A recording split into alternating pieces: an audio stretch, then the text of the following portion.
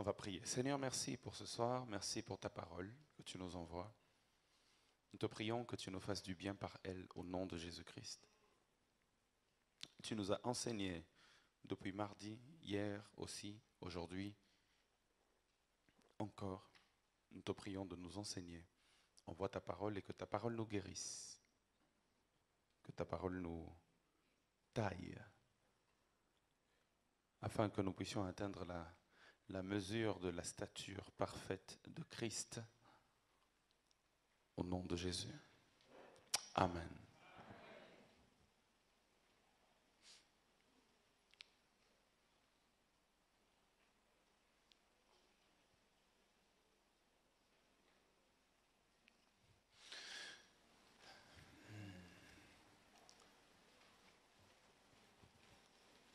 Quatre aspects de la gloire de Dieu tirés du livre de Jean, chapitre 11. Quatre aspects de la gloire de Dieu tirés du livre de Jean, chapitre 11. Le sous-thème que je nous propose ce soir, c'est la gloire qui se libère au travers de nous.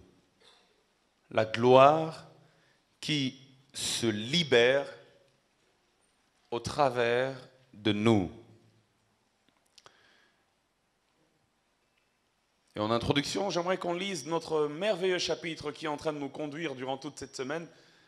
Mais nous allons lire que les versets 47 à 54. Vous avez deviné qu'il s'agit de Jean chapitre 11. On va lire le verset 47 à 54. Il est écrit: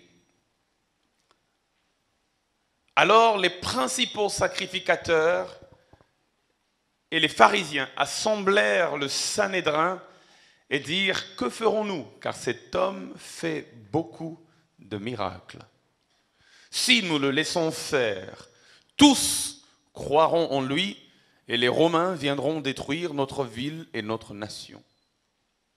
L'un d'eux, Caïphe, qui était souverain sacrificateur cette année-là, leur dit: Vous n'y entendez rien. Vous ne réfléchissez pas qu'il est dans votre intérêt qu'un seul homme meure pour le peuple et que la nation entière ne périsse pas. Or, il ne dit pas cela de lui-même, mais étant souverain sacrificateur cette année-là, il prophétisa que Jésus devait mourir pour la nation. Et ce n'était pas pour la nation seulement, c'était aussi afin de réunir en un seul corps les enfants de Dieu dispersés. Dès ce jour, ils résolurent de le faire mourir. Verset 54. C'est pourquoi Jésus ne se montra plus ouvertement parmi les Juifs, mais il se retira dans la contrée voisine du désert, dans une ville appelée Éphraïm, et là il demeurait avec ses disciples. Quelqu'un a dit Amen. La gloire qui se libère au travers de nous.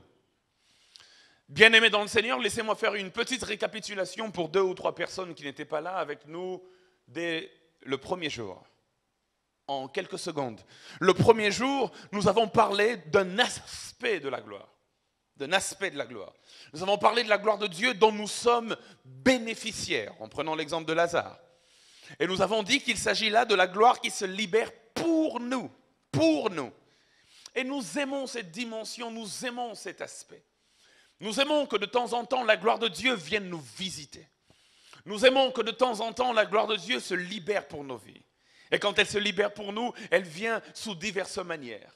Elle accorde du travail à ceux qui en ont besoin, elle accorde des enfants à ceux qui en cherchent. Elle accorde de la paix à ceux qui en cherchent. Elle accorde la guérison à ceux qui en cherchent. Là, nous sommes bénéficiaires de la gloire. Là, la gloire de Dieu vient. Le but, c'est de nous faire du bien. Et nous aimons ça.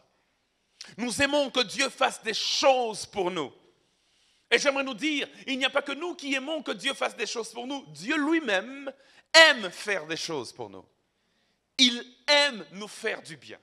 Et ma prière est qu'il fasse encore plus de bien à quelqu'un. Et hier, le deuxième jour, nous avons vu un autre aspect de la gloire. Souvenez-vous que nous voulons parler de 4 aspects. Il y en a plusieurs, mais nous avons juste retenu 4. Et hier, nous avons vu un deuxième aspect.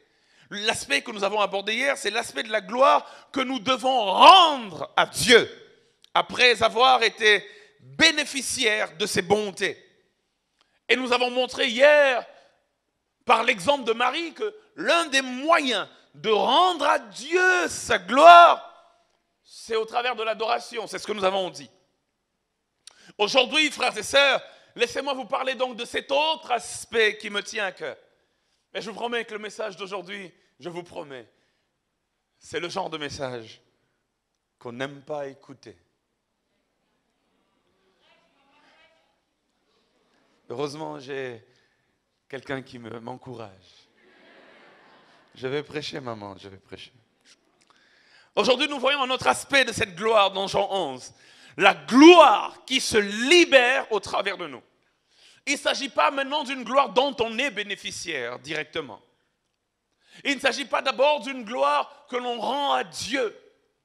Cette fois-ci, j'aimerais parler d'une gloire qui est en nous, mais qui doit se libérer au travers de nous.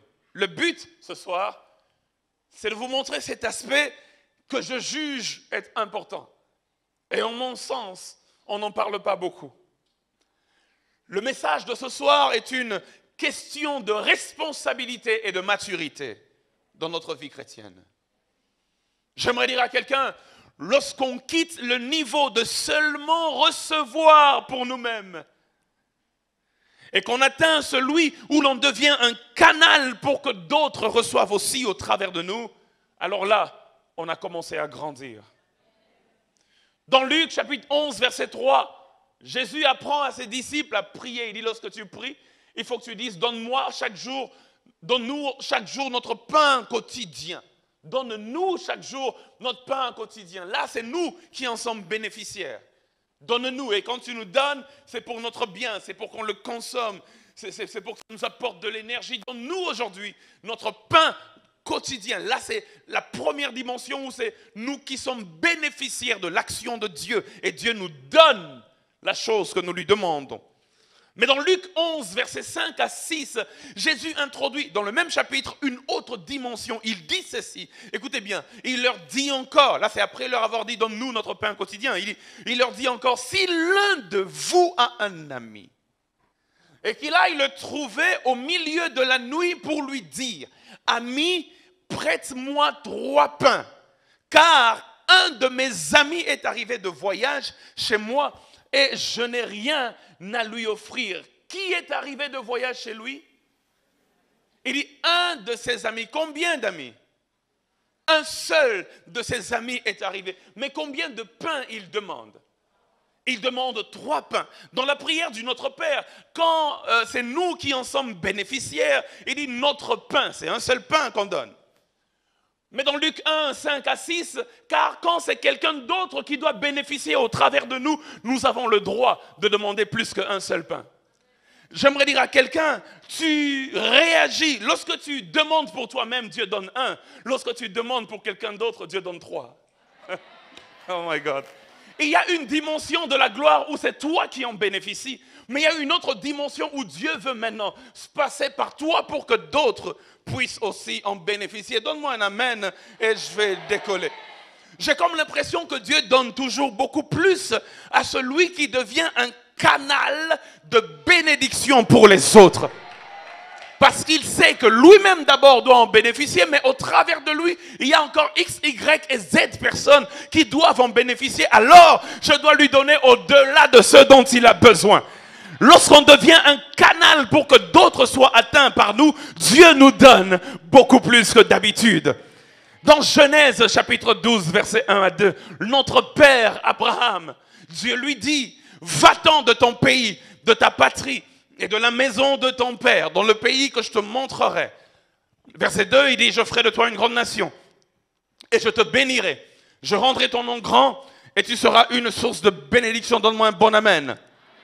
Frères et sœurs, lorsque vous lisez ce texte qui est sur l'écran, lorsque vous le lisez attentivement, vous allez vous rendre compte qu'il y a 2 niveaux, 2 étages de bénédiction, 2 niveaux de bénédiction. Dans la première partie du verset 2, Dieu lui dit, je ferai de toi une grande nation. Là, c'est lui qui en est bénéficiaire. Il dit, je te bénirai. C'est lui qui en est bénéficiaire.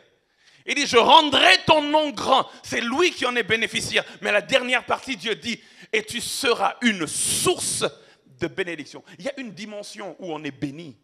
Il y a une autre dimension où on devient une source de bénédiction. Quand on devient une source de bénédiction, c'est-à-dire on n'est plus béni pour nous-mêmes. Quand on devient une source de bénédiction, c'est-à-dire plusieurs autres sont atteints au travers de nous. Alléluia. Alléluia. Est-ce que je peux prophétiser sur quelqu'un? J'aimerais dire que Dieu te bénisse. Mais au-delà du fait qu'il te bénisse, je demande qu'il fasse de toi une source de bénédiction. C'est pour cela qu'il est écrit dans Genèse chapitre 12, verset 3, la deuxième partie, la partie B. Dieu, dans le même élan, dit à Abraham, il dit, et toutes les familles de la terre seront bénies en toi. Je ne te bénis pas que pour toi, mais cette fois-ci, je fais de toi une source de telle sorte que plusieurs familles, toutes les familles de la terre, par toi seront bénies. Luc chapitre 5, versets 6 à 7. Oh, j'aime ce texte. La Bible déclare, l'ayant jeté, ils prirent une grande quantité de poissons et leurs filets se rompaient. Ils firent signe à leurs compagnons qui étaient dans l'autre barque de venir les aider. Ils vinrent et ils remplirent les 2 barques au point qu'elles ont foncé. Si vous lisez dans le contexte, Jésus-Christ a utilisé la barque de Pierre. Seulement la barque de Pierre. Il a prêché sur cette barque. En se tenant sur la barque, il a prêché. Et beaucoup de gens ont été bénis par la parole. Et quand il a fini de prêcher, il regarde Pierre. Il dit, mais que puis-je faire pour toi? Il dit, jette le filet à droite, tu auras des poissons. Et puis Pierre, il jette le filet à droite. Le focus de Jésus, c'est Pierre, ainsi que sa barque. D'ailleurs, Pierre lui dit, j'ai pêché toute la nuit, mais je n'ai rien attrapé. Mais sur ta parole, Seigneur, je jetterai le filet. Il jette le filet et il ramasse, et il pêche une grande quantité de poissons. De telle sorte que la bénédiction l'a dépassé. Il ne pouvait plus gérer de lui-même. La Bible déclare, il fit signe aux compagnons d'autres barques de venir l'aider. Et d'autres barques, les gens des autres barques sont venus l'aider. C'était devenu maintenant 2 barques. Et la Bible déclare qu'ils ont tiré la grande quantité de poissons. Le filet commençait même à se déchirer.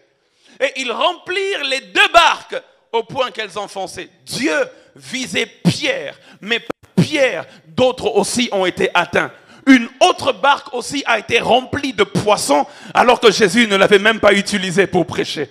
J'aimerais dire à quelqu'un, quand Dieu te bénit, il vise au-delà de toi quelqu'un d'autre. Est-ce que je parle à quelqu'un aujourd'hui? Quand Dieu te bénit, il vise au-delà de toi quelqu'un d'autre. Éphésiens chapitre 4, versets 11 à 12.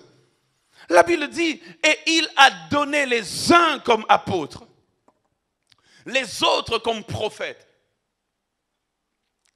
les autres comme évangélistes, les autres comme pasteurs et docteurs, pour le perfectionnement des saints, en vue de l'œuvre du ministère et de l'édification du corps du Christ. Dieu lui-même, la Bible dit, il a fait des dons aux hommes. Il t'appelle toi, il dit toi, pasteur. Il dit, ok, apôtre. Il dit évangéliste, il dit prophète. Il dit docteur. Mais la Bible déclare pourquoi il a fait ça. Il les appelait pour que les saints soient édifiés. Pour que les saints soient perfectionnés. C'est eux qui ont rencontré Dieu. Les apôtres, les pasteurs, ils ont reçu l'appel. Ils ont eu une expérience avec Dieu. Et puis Dieu maintenant leur dit, allez-y perfectionner les saints. La bénédiction qu'ils ont reçue de Dieu, il faut maintenant qu'ils la partagent avec d'autres. Alléluia. Le simple fait que je me tienne ici, c'est moi qui ai cherché Dieu. C'est moi qui ai reçu la révélation. On est d'accord? C'est moi qui ai fait des recherches. On est d'accord? Pendant que tu dormais là, c'est moi qui ai fouillé dans ma Bible. C'est moi qui ai cherché des passages pour appuyer l'idée que Dieu m'a donnée. Mais maintenant que je suis en train de délivrer tout ça, c'est pour que toi, tu sois béni. Ta destinée est au-delà de toi seul comme individu. Alléluia. Alléluia. Dieu a appelé certains pour qu'au travers d'eux, d'autres soient touchés. 1 Corinthiens chapitre 12, verset 7, parole de vie, version parole de vie en particulier. La Bible déclare dans 1 Corinthiens 12, 7, parole de vie, chacun reçoit le don de montrer la puissance de l'Esprit Saint, et cela pour le bien de... Pour le bien de qui?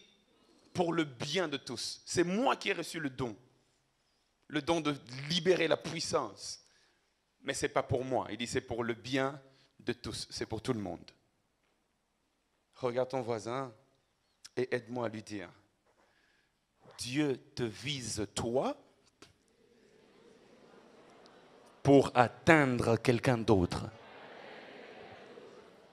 Ce que j'aime avec même la nature lorsqu'elle nous enseigne, c'est que je n'ai jamais vu un manguier manger ses propres mangues.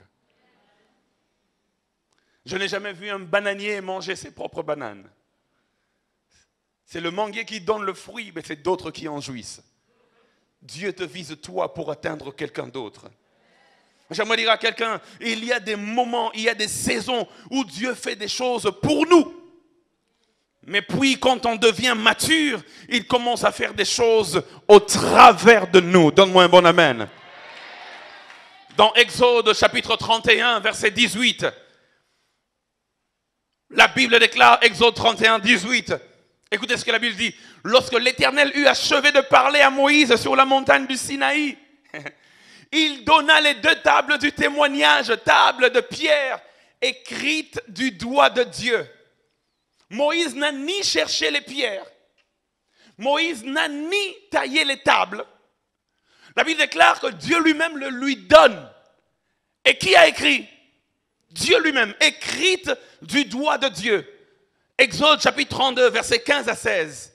La Bible déclare, Moïse retourna et descendit de la montagne, les 2 tables du témoignage dans sa main. La Bible dit, les tables étaient écrites des 2 côtés. Elles étaient écrites de l'un et de l'autre côté. Verset 16. Les tables étaient l'ouvrage de... C'est pas l'ouvrage de Moïse. C'était l'ouvrage de Dieu. Et l'écriture était l'écriture de Dieu, gravée sur les tables. C'est-à-dire que Dieu lui-même a taillé les tables. Dieu lui-même a écrit sur les tables. Et Dieu a donné simplement à Moïse. Il dit, c'est fini, maintenant toi prends et descends. Là, c'est quand Dieu fait des choses pour nous. Lui-même, il prend la pierre, il écrit lui-même, et puis il donne à Moïse, il dit, maintenant va descendre, va leur parler. Moïse descend, vous connaissez l'histoire. Quand il descend, il trouve que le peuple était corrompu, le peuple vivait dans l'adultère. Moïse se fâche. Moïse se fâche, il casse les tables qu'il avait reçues de Dieu. Les tables sur lesquelles Dieu lui-même a écrit. Il était tellement en colère qu'il casse. J'ai comme l'impression que lorsqu'on fait tout pour toi, il est facile que tu détruises les choses qu'on a faites pour toi. Parce que tu n'en connais pas la souffrance. Moïse n'a ni taillé la pierre, Moïse n'a ni écrit sur les tables, on lui a donné entre les mains, et puis quand il descend, il est énervé, Dieu ne lui a pas dit de casser lui-même, a tout cassé. Et puis Dieu dit, ok d'accord c'est bon, je comprends que tu étais fâché parce que le peuple était en train de se perdre, et je comprends ta colère, ta frustration, mais quand même Moïse, mon œuvre, alléluia, alléluia. Y a-t-il quelqu'un qui a déjà reçu 500 000 francs comme cadeau seulement? Ton père s'est réveillé un beau matin et puis il dit, viens, je donne 500 000 francs. Bon, 500 000 c'est beaucoup, même 50 000 francs. Il dit, je te donne, que je descende encore. Ok, même... C'est terrible. C'est terrible. On te donne même, bon, disons 10 000 francs comme cadeau. On dit, prends ces 10 000 là, prends, que je descende encore. Non, c'est bon quand même. Je chasse cette mentalité de pauvreté au nom de Jésus. Alléluia. Je remonte à mes 500 000 francs. 500 000 francs, c'est quoi? Tu domines sur ça au nom de Jésus? C'est des petites choses là. Donne-moi un bon amen. Donne-moi un bon amen. Je remonte à mon exemple. On te donne 500 000 francs comme cadeau. Tu n'as rien fait. Tu te réveilles un bon matin et puis quelqu'un vient et dit, voici 500 000 francs, fais tout ce que tu veux. Alléluia. Amen. Amen. On a fait pour toi. Toi, tu as juste reçu. La manière de dépenser ça est différente de la manière de dépenser les 500 000 pour lesquels Tu as dû marcher sous le soleil pour travailler du matin au soir.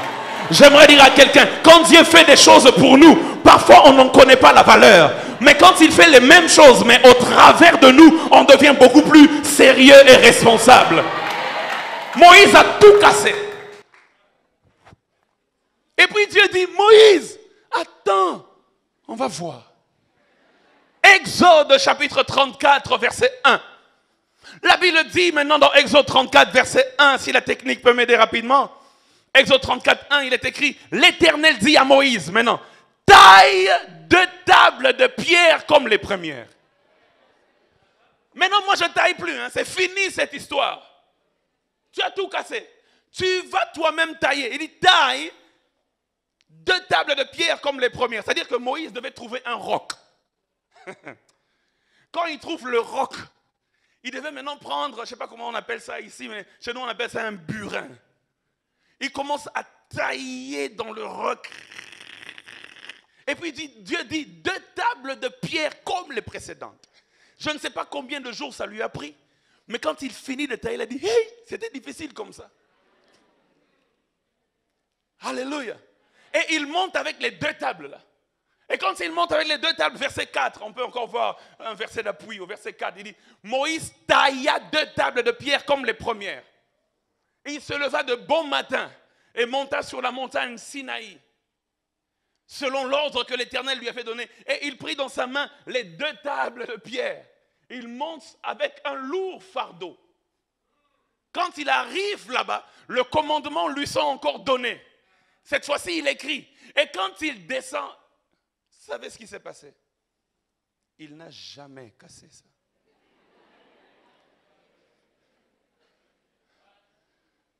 Alléluia. Il y a des moments où Dieu fait des choses pour nous, mais il y a des moments où il dit, ok, c'est bon, pour te rendre responsable, je ferai ces mêmes choses-là, mais cette fois-ci, ça sera au travers de toi. Exode 14, 14. Dans Exode 14, 14, il est écrit, et c'est Dieu qui parle, c'est Moïse qui dit au peuple, il dit, l'Éternel combattra pour vous et vous gardez-le. Vous savez ce qui s'est passé ce jour-là? Aucun guerrier d'Israël n'a combattu. Dieu lui-même a séparé la mer. Il leur a dit, vous partez seulement, partez.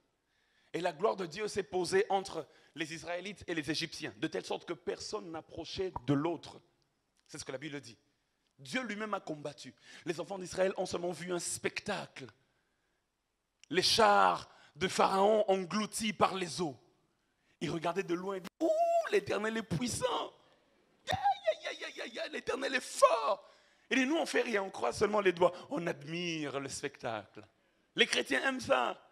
Quand ils doivent croiser les doigts, et puis Dieu, il fait tout.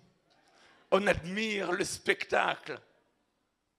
Le prochain combat, Exode chapitre 17, versets 8 à 10. Maintenant, j'imagine Moïse leur dit, oh les amis, maintenant, ce n'est pas les Égyptiens, c'est les Amalécites maintenant qui vont nous attaquer. Je suis sûr que les Israélites ont dit, ok, c'est bon, sortons les pop-corn devant l'écran, on va manger et admirer le spectacle que Dieu va encore faire. Cette fois-ci, Dieu va venir avec quelle formule? Et Dieu leur dit, Amalek vint combattre Israël à Réphidim, verset 9. Alors Moïse dit à Josué, choisis-nous des hommes, sors et combat Amalek. C'est plus Dieu qui combat. Hein? La dimension de l'Éternel combattra pour vous, là, c'est fini. Maintenant, là, c'est vous, vous combattez et l'Éternel, il dépose seulement sa grâce pour que vous ayez la victoire. Mais c'est vous qui allez suer cette fois-ci. Combat Amalek. Demain, je me tiendrai sur le sommet de la colline, la verge de Dieu dans ma main. Josué fit ce que lui avait dit Moïse pour combattre Amalek. Et Moïse, Aaron et Hur montèrent au sommet de la colline. Et vous connaissez l'histoire. Tant que Moïse avait ses mains levées, Israël gagnait. Et quand il se fatiguait et qu'il baissait ses mains, c'est les Amalécites qui gagnaient. Cette fois-là, même Moïse a dû travailler. Tu auras la victoire de la même manière que tu as eu la victoire contre les Égyptiens. Mais si pour les Égyptiens, j'ai tout fait pour toi, cette fois-ci, je t'emmène dans une dimension où je ferai des choses, mais au travers de toi. Alléluia. Je vais vous dire une chose. Vous savez pourquoi la plupart d'entre nous, on a reçu des promesses de Dieu, mais elles tardent à s'accomplir? C'est parce qu'on attend que Dieu fasse tout.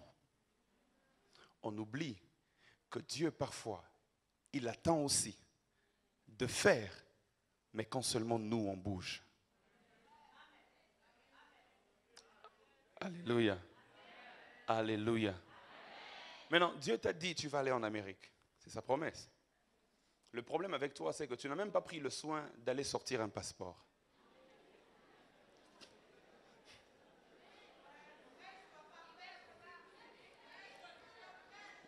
Est-ce que je parle à quelqu'un? Est-ce que je suis en train de parler à quelqu'un? Tu n'as même pas pris le soin de te renseigner. Pour le visa, là, on paye combien? Tu n'as même pas pris le soin de te renseigner. L'ambassade des États-Unis ici à Dakar, là, c'est où? Toi, tu attends que Dieu te prenne dans ton sommeil et qu'il te téléporte et puis tu arrives. Il y a des dimensions où Dieu fait des choses pour toi, mais j'aimerais dire à quelqu'un, à un chrétien, on doit devenir mature. On doit devenir responsable. Quand Dieu dit je ferai ceci, tu dis Seigneur merci, mais dis-moi quelle est ma part. Et moi je ferai ma part afin que toi tu fasses la tienne. Ça c'est un chrétien mature. Dieu dit j'enverrai de nouvelles âmes dans ton église. Mais tu n'as même pas pris le soin de descendre dans la rue pour évangéliser. Et tu attends qu'avec les bras croisés, les jambes croisées, que les âmes puissent venir d'elles-mêmes. Quitte cette paresse spirituelle. Dieu veut faire, mais au travers de toi. Et nous entrons dans une saison de maturité et de responsabilité. Une saison où la gloire de Dieu est déployée, mais seulement quand nous aussi on décide de faire et de jouer notre rôle. Donne-moi un bon amen. J'aimerais le redire, il y a des choses que Dieu veut faire au travers de nous, afin que nous soyons des canaux par lesquels il va visiter les autres. C'est cela même tout le sens de l'œuvre du Christ. C'est cela même tout le sens du salut de l'humanité. C'est cela même tout le sens de mon thème de ce soir quand je dis la gloire de Dieu qui se libère au travers de nous. Il faut que nous apprenions à laisser Dieu passer par nous pour toucher les autres. Il faut que nous apprenions à devenir des canaux de transmission de la gloire de Dieu aux autres. Jésus-Christ est le parfait exemple pour cela. Et c'est là que je rentre dans notre chapitre de base de ce séminaire. Jean chapitre 11, versets 49 à 52. Jésus-Christ est le parfait exemple. J'aimerais qu'on relise encore. La Bible déclare, l'un d'eux, Caïphe, qui était souverain, sacrificateur cette année-là, leur dit, vous n'y entendez rien. Vous ne réfléchissez pas qu'il est dans votre intérêt, qu'un seul homme meure pour le peuple et que la nation entière ne périsse pas. Ok, c'est tout le peuple qui doit bénéficier de cela. La nation entière ne périsse pas, donc la nation entière doit jouir du salut. Mais pour cela, il faut qu'un homme accepte de mourir. Et Jean donne une interprétation prophétique à cela. Il dit, or, il ne dit pas cela de lui-même.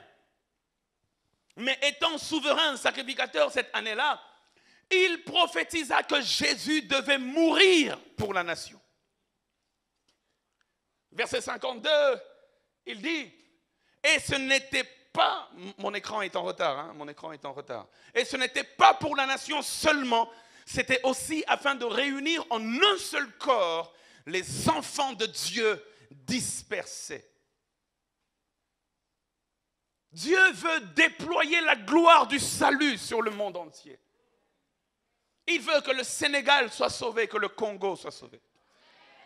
Il veut que l'Afrique, l'Europe, l'Amérique soient sauvées. Et pour cela, il dit, toi, ce seul homme qu'on appelle Jésus, tu dois accepter que je fasse cela au travers de toi. Le salut se trouve en un homme. Mais pour que tout le monde en bénéficie, accepte de mourir. Comme ça, tout le monde va en bénéficier. J'avais prévenu que le message de ce soir, c'est le genre de message qu'on n'aime pas entendre.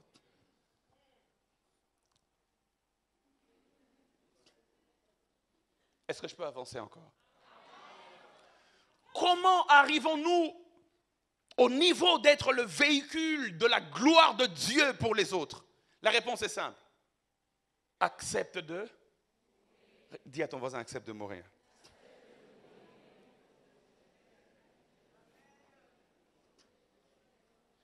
Dieu fait des choses pour toi. Mais quand il veut passer par toi pour atteindre les autres, tu dois accepter de mourir. Et Jean dit, c'est pour que le monde entier puisse goûter au salut. Mais il fallait qu'un homme meure. La réponse au verset 50, elle est claire, c'est la mort. À partir de ce moment, frères et sœurs, le message va devenir un peu amer. 2 Corinthiens chapitre 4, versets 7 à 12. Oh, Paul, waouh, quelle dimension. Il dit, nous portons ce trésor, j'ai envie d'ajouter, du salut, de la gloire de Dieu, dans des vases de terre, afin que cette grande puissance soit attribuée à Dieu et non pas à nous. Il dit, nous sommes pressés de toute manière, mais non réduits à l'extrémité. Nous sommes dans la détresse, mais non dans le désespoir. Persécutés, mais non abandonnés. Abattus, mais non perdus. Portons toujours avec nous dans notre corps la mort de Jésus, afin que la vie de Jésus soit aussi manifestée dans notre corps. Il dit, car nous vivons, nous qui vivons, nous sommes sans cesse livrés à la mort à cause de Jésus, afin que la vie de Jésus soit aussi manifestée dans notre chair mortelle. Et il résume tout au verset 12. Il dit, ainsi, la mort agit en nous, afin que la vie agisse en vous. Amen. Wow. La mort agit en nous. Mais pour que nous soyons des canaux de véhicules de la vie pour vous. J'aimerais dire à quelqu'un, tu auras parfois dans ta marche avec Dieu, tu auras parfois l'impression que tu es en train de mourir au-dedans de toi. Il dit abattu, mais non abandonné. Il dit persécuté, mais non. Il dit, tu auras parfois l'impression que la mort est en train d'agir en toi. Mais à chaque fois que Dieu permet que la mort agisse en toi, c'est qu'il veut t'emmener au niveau où tu deviens un canal de bénédiction. C'est pour que la vie agisse dans les autres. Je vais m'expliquer, donne-moi un bon amen. Cette mort est symbolisée par deux choses. Je ne suis pas en train de te demander d'aller prendre du poison ce soir. On va dire, le pasteur avait dit, accepte de mourir, donc on va mourir. Il faut toujours expliquer, hein, parce que il y a des gens qui sont lents à comprendre. J'ai pas envie d'avoir la mort de quelqu'un sur ma tête. Hein. Regarde ton voisin, dis-lui, ce n'est pas littéral. Dis à l'autre voisin, c'est symbolique. Ça veut dire deux choses. La première des choses que cette mort veut signifier, c'est la souffrance. Vous savez, dans cette génération, nous sommes malheureusement,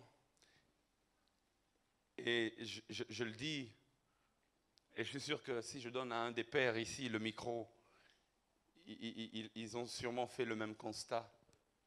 Nous sommes malheureusement une génération de jouisseurs. Mais très peu aiment payer le prix. Alléluia. Nous aimons les résultats immédiatement. Aujourd'hui et maintenant. Nous sommes la génération micro-ondes. En 2 minutes, je mets seulement la nourriture aussi froide qu'elle était. C'est chauffé directement et je commence à manger. Mais nos pères étaient la génération où il fallait... C'est même pas le gaz, hein, c'est qu'il fallait prendre les macas là.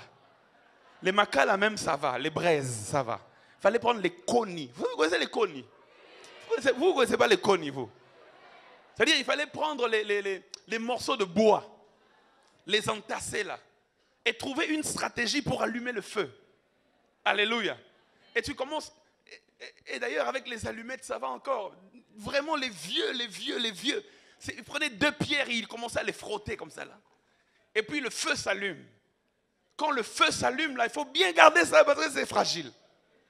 Et après, tu chauffes ta nourriture ou tu prépares ta nourriture. Ça pouvait prendre des heures et des heures. Mais nous, aujourd'hui, un peu de micro-ondes, on appuie seulement, on règle même 3 minutes. Ding, ding, ding, ding, ding, ding. Et puis on attend. Rapidement, 3 minutes après, tout est prêt. J'aimerais dire à quelqu'un, dans l'école de Dieu, il n'y a pas de tricherie. Il faut payer le prix. La souffrance, Ésaïe chapitre 53, verset 10.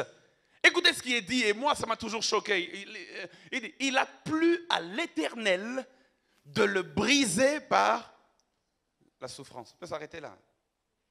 Il y a des choses qui plaisent à Dieu. Il plaît à Dieu que je sois heureux. Amen. Il plaît à Dieu que je sois béni. Amen. Il plaît à Dieu que j'aie mon diplôme. Alléluia. Il plaît à Dieu que moi aussi je me marie. Alléluia. Il plaît à Dieu que je sois brisé par la souffrance. Non, non, ça c'est pour le voisin. Non, ça. Il a plu à l'Éternel de le briser par la souffrance. J'aimerais dire à quelqu'un, de temps en temps, tu ne comprendras pas. Ce n'est ni un démon, ni un lien de famille. Ce n'est ni le diable. D'ailleurs, on donne au diable trop de pouvoir. C'est juste Dieu qui te fait passer par une école. Il est en train de te former pour que tu deviennes une source de bénédiction. Jusque-là, tu es béni. Mais pour devenir une source de bénédiction, il faut que tu meures afin que la nation soit sauvée par toi. Il faut que tu meures afin que ta famille soit sauvée par toi. Il faut que tu meures afin que tes amis soient sauvés par toi. La gloire veut se libérer de toi et atteindre les autres, mais elle demande que tu sois brisé par la souffrance. Est-ce que je parle à quelqu'un aujourd'hui?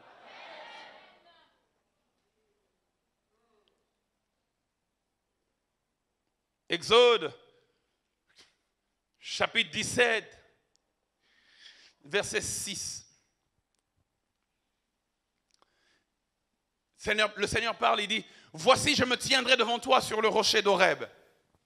Tu frapperas le rocher, et il en sortira de l'eau, et le peuple boira. » Moïse fit ainsi aux yeux des anciens d'Israël. Écoutez, le rocher là,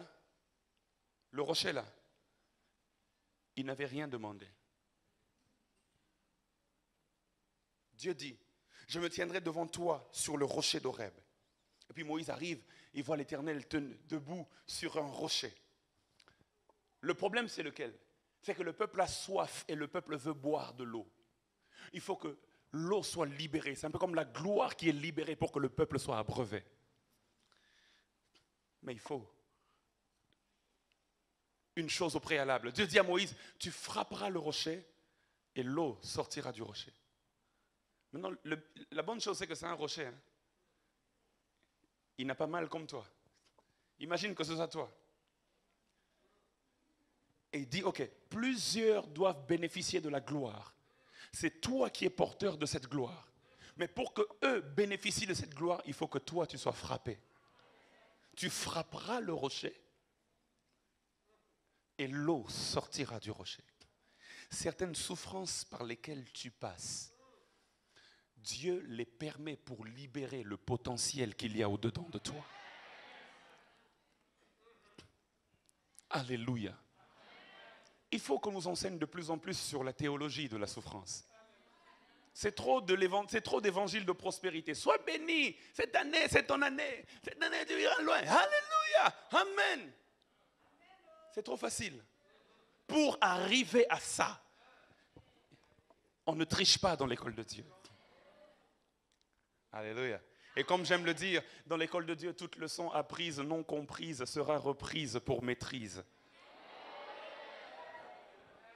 On ne triche pas. On ne triche pas. Si je dois vous parler, ou si chacun de nous ici doit commencer à parler de quelques épreuves par lesquelles il est passé, vous allez vous rendre compte que s'il y a un dénominateur commun pour tout homme, c'est la souffrance. La tienne peut être financière, mais quelqu'un d'autre, c'est émotionnel. Mais nous tous, nous avons notre lot d'épreuves. Mais la bonne nouvelle est que Dieu ne permettra pas que ce soit au-delà de nos forces. Il dit, tu frapperas le rocher et l'eau sortira du rocher. Et Paul, dans 1 Corinthiens chapitre 10, il dit, le rocher qui les suivait là, c'est qui? C'est Christ. Jean chapitre 19, verset 34, s'accomplit dans Jean 19, 34, ce qui est dit dans Exode, ce qu'on a lu tout à l'heure. Dans Jean 19, 34, il est écrit, je ne sais pas pourquoi aujourd'hui cet écran est très en retard, heureusement qu'il y en a un devant moi. Il est écrit, mais un des soldats lui perça le côté avec une lance, et aussitôt il sortit du sang et de l'eau. Un des soldats lui perça le côté. Imaginez quand on te prend une lance, tu vois, au côté là, la panzina yoana. On te perce. Ah, ça doit faire mal. Et la Bible déclare, et l'eau sortit. Or, dans l'évangile de Jean, quand on parle de l'eau, c'est symbole du Saint-Esprit. Jean chapitre 7, verset 37 à 39, il est écrit, le dernier jour, le grand jour de la fête, Jésus se tenant debout s'écria, si quelqu'un a soif, qu'il vienne à moi et qu'il boive. Celui qui croit en moi, des fleuves d'eau vive couleront de son sein, comme dit l'Écriture.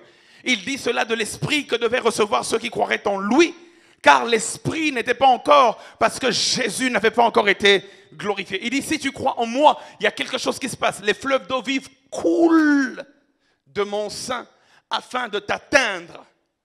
Et il dit, cela n'était pas encore fait, parce que l'eau là, c'est l'Esprit. Et l'Esprit n'était pas encore descendu, puisque Jésus n'avait pas encore été glorifié.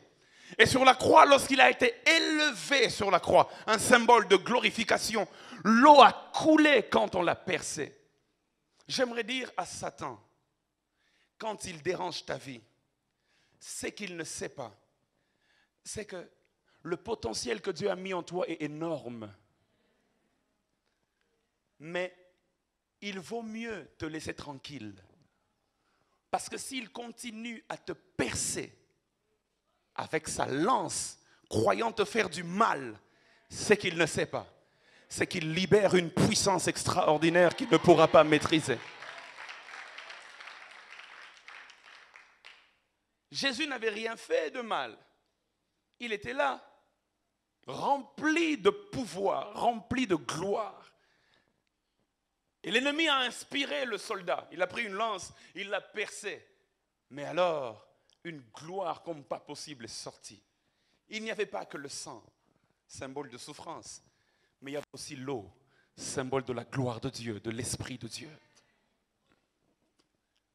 Dieu est en train d'écrire ton histoire.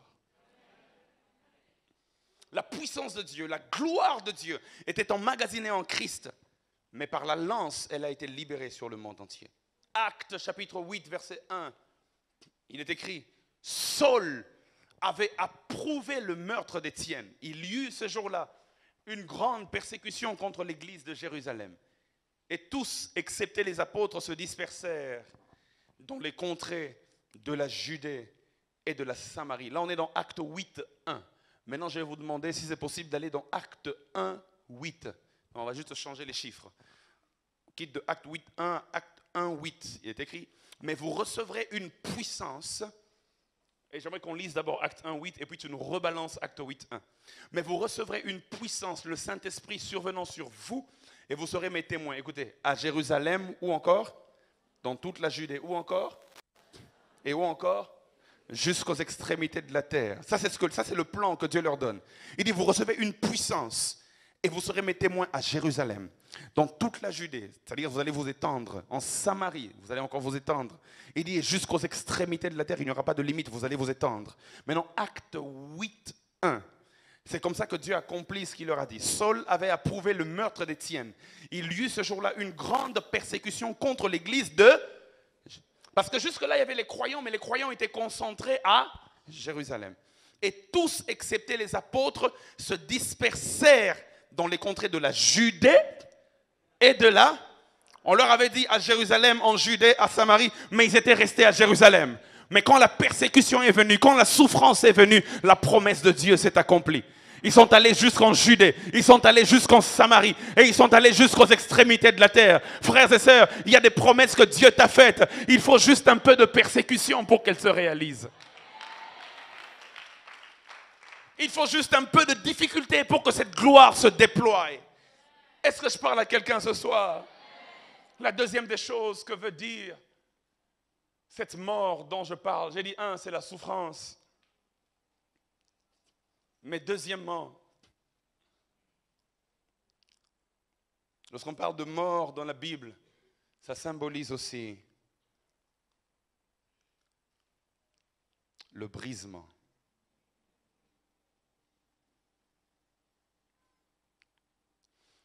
Genèse chapitre 32, versets 24 à 29.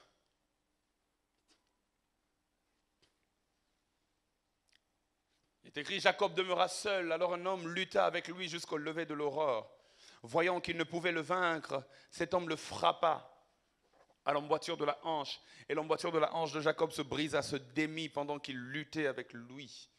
Il dit, laisse-moi aller car l'aurore se lève. Et Jacob répondit, je ne te laisserai point aller que tu ne m'aies béni. Il y a certaines bénédictions que Dieu ne nous donne pas tant qu'il ne nous a pas brisés. Il y a certaines gloires que nous n'expérimenterons jamais tant que nous n'avons pas été brisés. Luc chapitre 24, verset 30.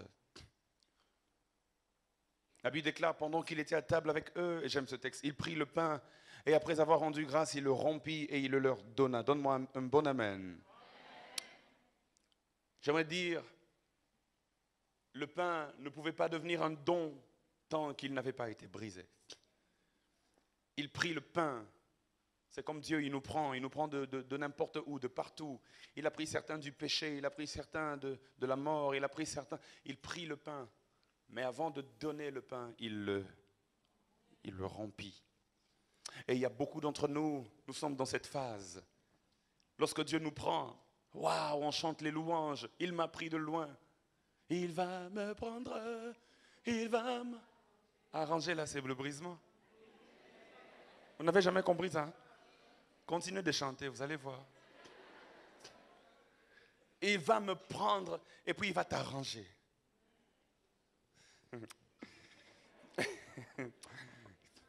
Il va dire, mais qu'est-ce que... La sœur là, elle est bien, mais le problème c'est que elle a trop d'orgueil. Ok, on doit enlever ça. Il t'arrange, il te brise. Il y a une dimension de gloire qui ne va jamais répandre au travers de toi tant qu'il ne t'a pas brisé. Alléluia. Avant qu'il te positionne là, il t'arrange d'abord. Il te brise d'abord. Est-ce que je parle à quelqu'un? Le frère là, il est bien, mais son problème, c'est sa bouche. Il doit apprendre à se taire. Il parle trop.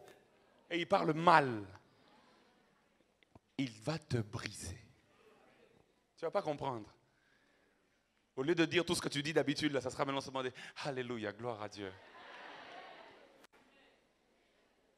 On dit, le frère là, il a changé. Non, il est passé entre les mains de Dieu.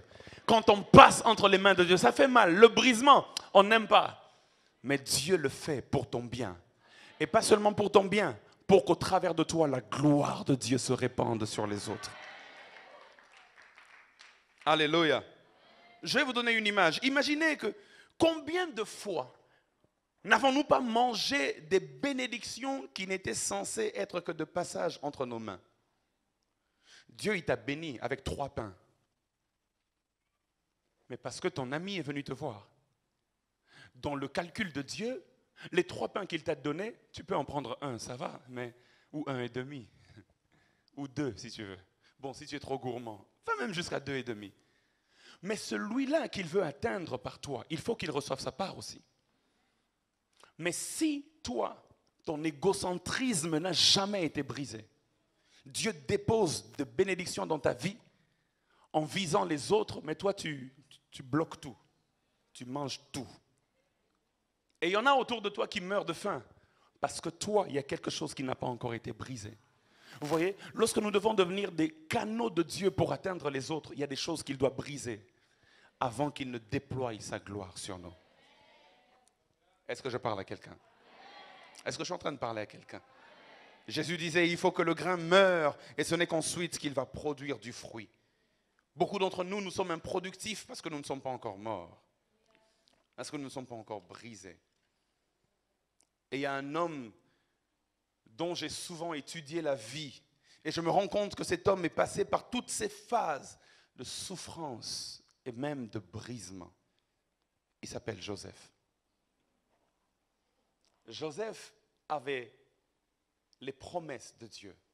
Il a vu en songe que toute sa famille se prosternait devant lui. Ça veut dire qu'il est appelé à la grandeur. Ce songe s'est réalisé en Égypte, comme vous le savez, quand ses frères sont venus se prosterner devant lui. Mais Dieu a permis que Joseph passe par des moments très compliqués. Vendu par ses frères, trahi même par ses frères.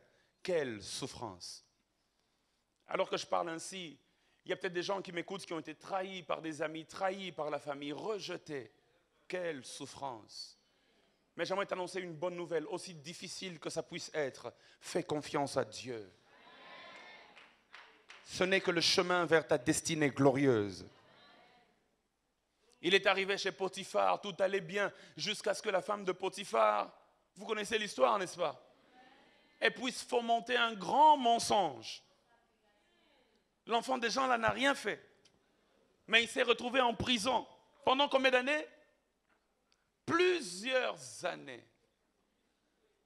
Et là, en prison, lorsqu'il arrive, quelle souffrance, quel brisement. Il y en a qui font des songes, il interprète les songes, il dit même à l'un d'entre eux, quand tu seras à la droite de Pharaon là-bas, ne m'oublie pas. La Bible déclare, et les chansons l'oublia pendant 2 ans. Quelle souffrance! Mais comme résultat, frères et sœurs, vous connaissez aussi, la gloire de Dieu s'est transmise par lui, non seulement dans sa propre famille, mais à toute la nation d'Israël. N'eût été lui, la famine aurait décimé tout le peuple d'Israël, mais Dieu l'avait réservé stratégiquement. Et il a permis qu'il passe par toutes ces phases de difficultés, mais pour qu'il devienne la source par laquelle la gloire jaillit et bénit toute une nation. J'aimerais dire à quelqu'un, il y a une gloire qui n'attend que couler de toi, mais tu dois accepter le processus. Lui-même, Joseph, quand il parle de lui, il dit, racontez à mon père toute ma gloire en Égypte. Mais c'est le petit là qui souffrait là. C'est le petit qu'on a vendu là. Il est devenu un homme sur lequel la gloire de Dieu est apparue. J'aimerais te dire, qu'on te néglige pour ton aujourd'hui, c'est parce qu'ils ne connaissent pas le lendemain, les projets que Dieu a réservés pour toi. Je ne suis que dans mon processus. Je ne suis que dans mon processus. Et j'aimerais te dire, ta destinée, elle va au-delà de toi-même. Écoute, si tu as tout oublié ce soir, retiens que ta destinée va au-delà de toi-même.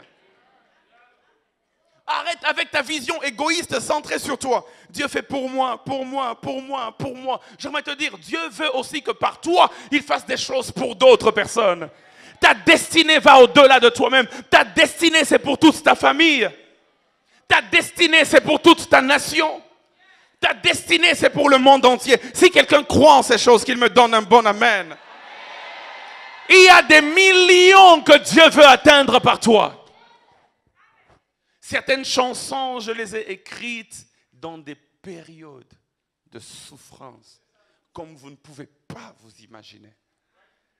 Mais quand vous chantez, tant que tu donnes un chant, vous n'avez aucune idée de combien de larmes ont écrit cette chanson. Mais Dieu me brisait par la souffrance pour bénir des millions dans le monde. Ta destinée va au-delà de toi-même. Et il y a une nouvelle louange que Dieu va mettre dans ton cœur au travers des circonstances par lesquelles tu es en train de passer. J'aimerais dire à quelqu'un, tiens bon, ne perds pas encore espoir, tiens bon. Et Joseph l'a compris. Dans Genèse 50, verset 20, il dit quelque chose qui m'a toujours fasciné. Il dit, vous aviez médité de me faire du mal, mais Dieu l'a changé en bien pour accomplir ce qui arrive aujourd'hui, pour sauver la vie à un peuple nombreux. C'est moi qui ai subi le mal, c'est moi qui ai subi la souffrance, c'est moi qui ai subi le brisement, mais le but c'était que Dieu le change en bien pour sauver la vie d'un peuple nombreux. J'aimerais te dire, accepte encore ce processus, car Dieu vise à atteindre plusieurs par toi au travers de ta vie. Aujourd'hui, nous sommes bénis par Bethel. Nous venons ici, et moi, ça fait beaucoup de temps que je viens déjà, 4 ou 5 fois que je suis venu ici. Mais si le pasteur peut nous parler de ses souffrances pour arriver à ce genre de résultat. Alléluia. Si je vous raconte l'histoire de l'apôtre Dallot, bon, de toute façon, je n'ai pas besoin de vous la raconter. Lui-même, il en parle souvent dans ses prédications. Pour ceux qui suivent ses prédications, ils ont une idée de ce par quoi il est passé. Quand on voit les résultats aujourd'hui, on envie son aujourd'hui. Le président même est de son église. Il dit, moi aussi j'aimerais devenir un pasteur un jour comme ça. Et le président de la République, imaginez Macky Sall.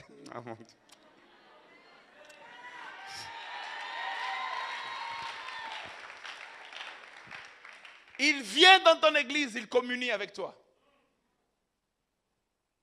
Mais si on te dit, accepte de passer par ce par quoi il est passé, pour arriver là, au niveau où il est devenu une source de bénédiction. Elle dit, ah non. C'est T.D. Jakes qui raconte une histoire. Un jeune homme est venu le voir. Un jeune homme oint, plein de zèle. Il est venu le voir. Vous connaissez le bishop T.D. Jakes, certains d'entre vous le connaissent. L'un des plus grands en Amérique, surtout dans la communauté noire. On est venu le voir par un jeune homme, un peu comme moi, plein de promesses, plein d'avenir. Et il dit à T.D. Jakes, prie pour moi, afin que l'onction qu'il y a sur toi, que ça descende sur moi. Je veux faire les mêmes exploits que toi, devenir aussi grand que toi. T.D. Jakes écoute, il dit, ça c'est dangereux. Il dit, mais bon, mets-toi à genoux, jeune homme. Le jeune homme se met à genoux, il commence à prier. Il dit, Seigneur, je prie que l'onction qu'il y a sur ma vie descende sur ce jeune homme. Le jeune homme a crié, Amen. Seigneur, je prie que tu lui donnes même la double portion de ce que moi... Il dit, Alléluia, je saisis, je lambano. Et puis T.D. Jakes commence à prier. Il dit, mais Seigneur, pour que j'arrive à ce niveau, j'ai dû passer par 15 années de galère. Je prie que les mêmes 15 années de galère lui soient données.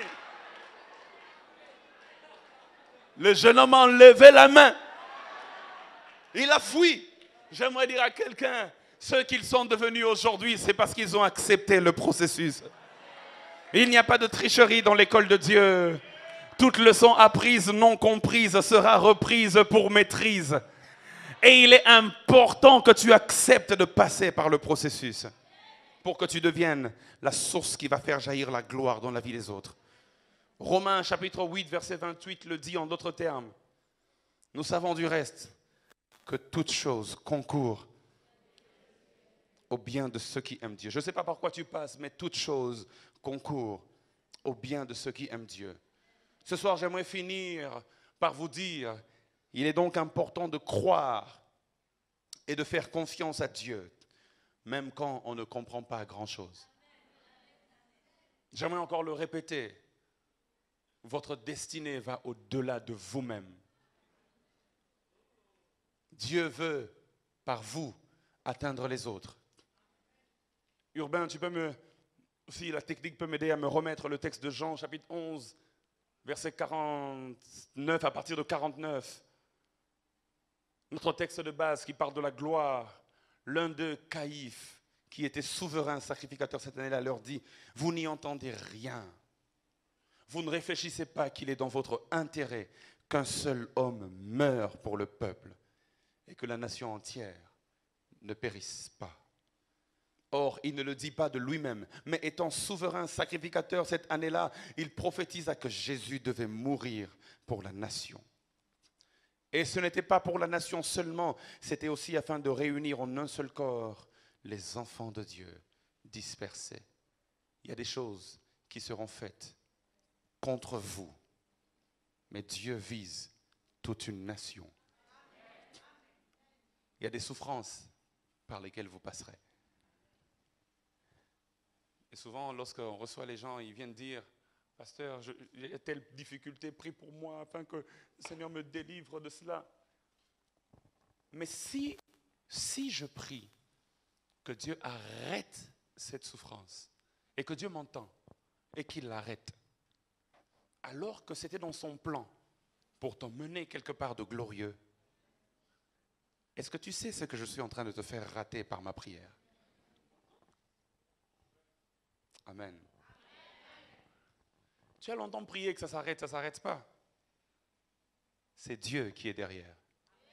Mais encore un peu de temps. Et ton histoire va changer. Que Dieu te bénisse ce soir. J'aimerais qu'on incline nos têtes en prière.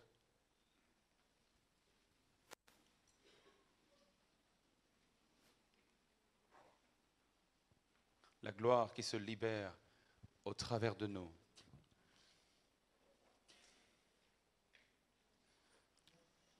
J'aimerais prier ce soir avec quelqu'un qui ne comprend pas ce par quoi il passe, mais qui aimerait dire à Dieu, je te fais confiance. Si tu es là, lève-toi simplement et on va prier ensemble.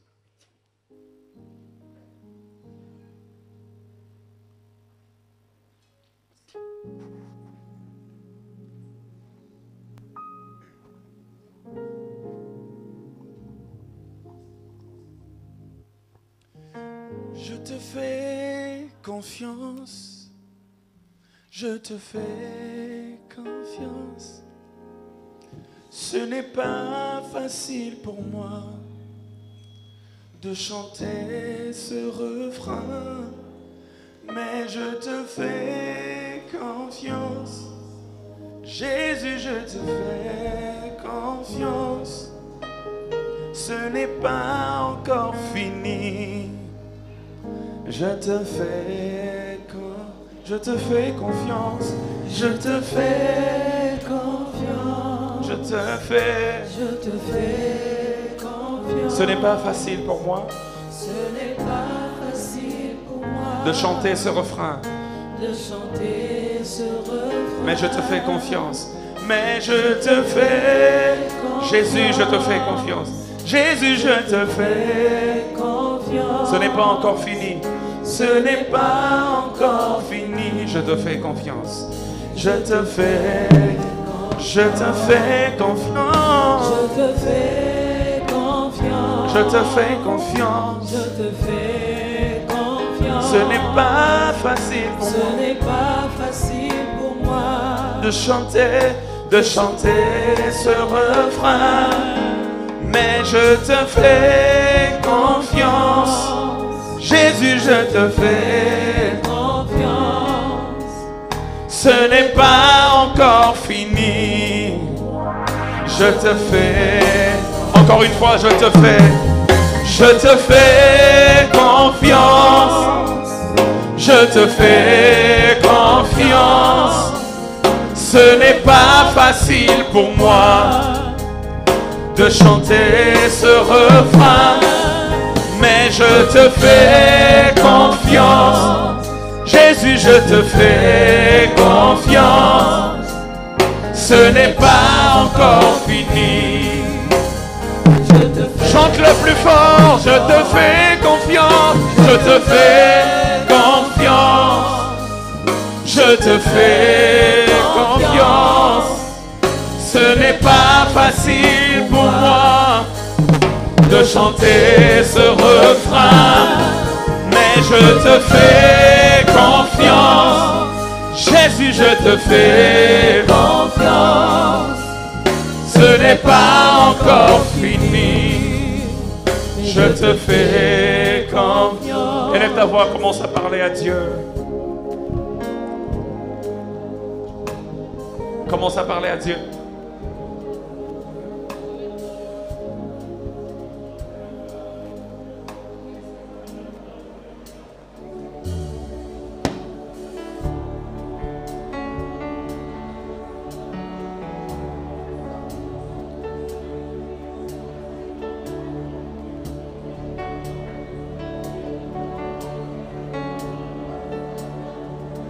et je chante, je te loue.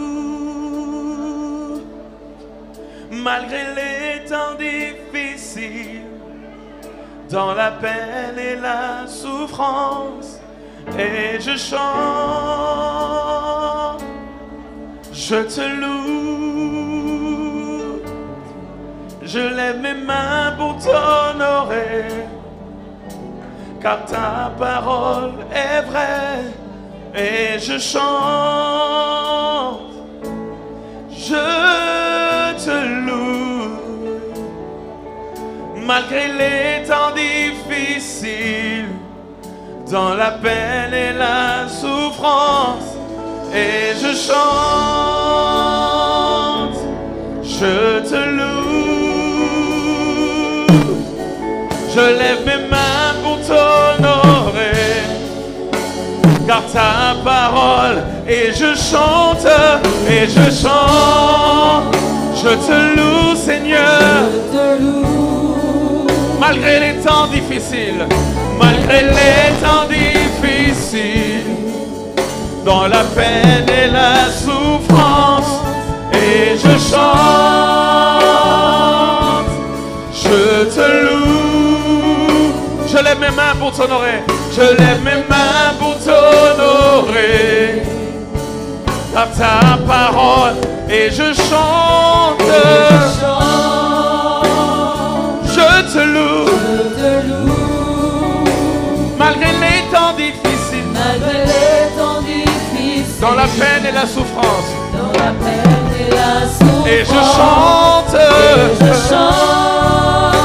je te loue, Seigneur. Je lève mes mains pour t'honorer, car ta parole est vraie. Merci, Seigneur. Parle à ce Dieu, dis-lui, Seigneur, je te fais confiance. Je te fais confiance. Je te fais confiance. Je te fais confiance. Je te fais confiance. Je te fais confiance.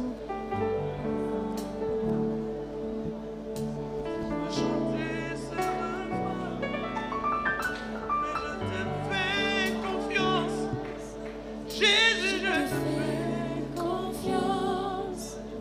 Ce n'est pas encore fini. Et je te fais confiance. Je ne comprends pas tout, mais je ne comprends pas tout. Je te fais confiance. Mais je te fais confiance. Ce n'est pas facile pour moi De chanter ce refrain. de chanter ce refrain. Je te fais confiance. Je te fais confiance. Jésus, Jésus, je te fais. Fais confiance. Ce n'est pas encore Ce n'est fini. pas encore fini. Je te fais. Je te fais Je confiance. te fais confiance. Je te fais confiance. Chante-le comme une prière. Je te fais confiance. Ce n'est pas Ce facile n'est pas facile pour moi de chanter ce refrain. de chanter ce refrain. Mais je te fais. Je te fais confiance. Oh, Je te fais confiance. ce n'est pas encore fini. Ce n'est pas encore fini. J'aimerais chanter avec l'église. Je te fais confiance. Je te fais confiance. Je te fais. Ce n'est pas facile pour moi de chanter ce refrain. Mais je te fais confiance. Je te fais confiance. Ce n'est pas encore fini. Je te fais confiance. Avec plus de courage, je te fais confiance. Avec plus d'énergie, je te fais. Ce n'est pas facile pour moi de chanter ce refrain. Mais je te fais confiance. Jésus, je te fais confiance. Ce n'est pas encore fini. J'aimerais qu'on chante une dernière fois et que le ciel nous entende. Oh, je te fais confiance. Je te fais confiance. Ce n'est pas facile pour moi de chanter ce refrain. Mais je te fais confiance. Oh, je te fais confiance. Ce n'est pas encore fini.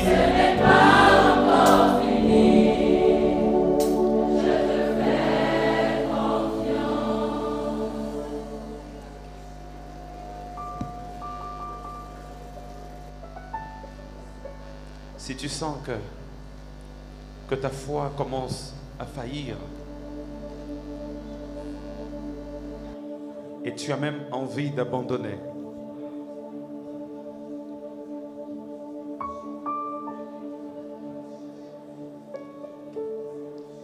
si tu sens que tu es même au bord du reniement, si tu sens que tu es tellement fâché contre Dieu parce que tu ne comprends pas ta situation,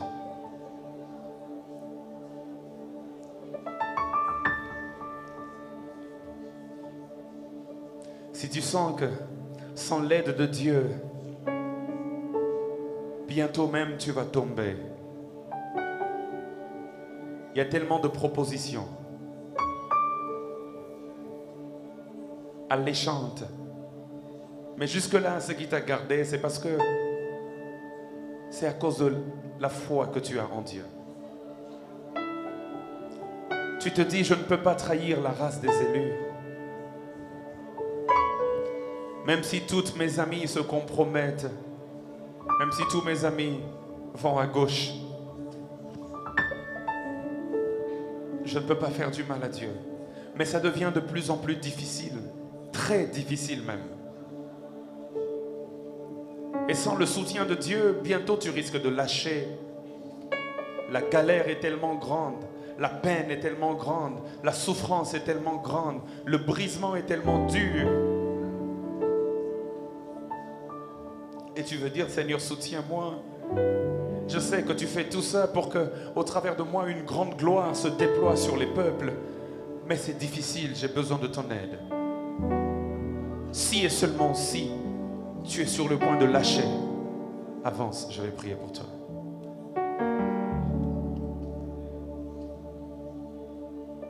Peu importe où tu es, que ce soit sur l'étage, au deuxième niveau ou ici au premier, au rez-de-chaussée, tu as besoin de l'aide de Dieu.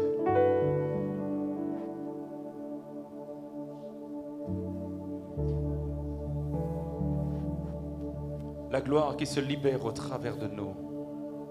Elle est difficile, cette gloire, parce qu'elle demande une mort intérieure.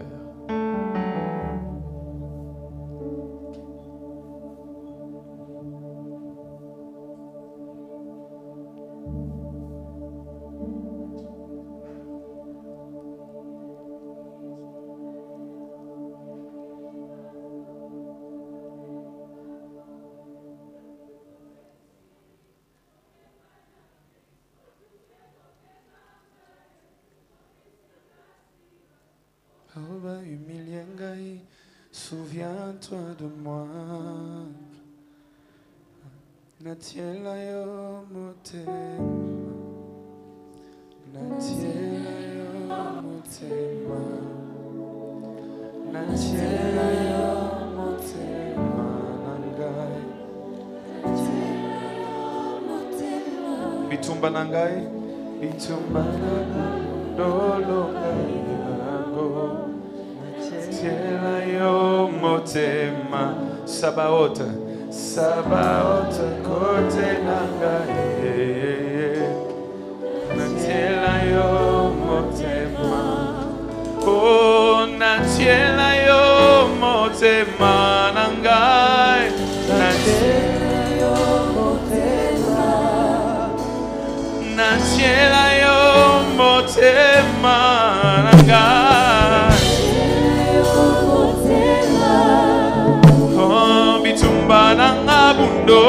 ngai yango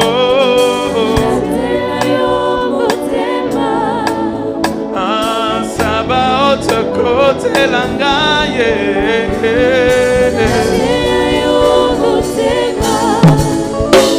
Pona ndoto nalotaki baininga pamba batekinga na wenze natikali isole nakwesi Goliath basupsone ngayo balobi na envie kiti na ye nakimi masumu bakangelinga porte bolingo esili nazonge pana biso kobengo benga ngaye ekomisinga cible boba humilié ngai souviens-toi de moi souviens-toi de quelqu'un souviens-toi souviens-toi de moi Oh, natiela yo motema nanga Natiela yo motema Natiela yo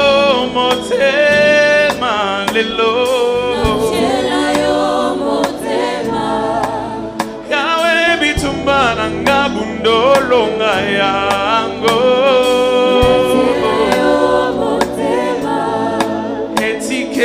Atielina ni motema Natiela yo motema Oh babali batieli yo motema Natiela yo motema Seigneur, nous mettons notre confiance en toi. C'est ce que veut dire cette chanson. Je mets ma confiance en toi. Je mets mon espoir en toi. Je mets mon espoir en toi.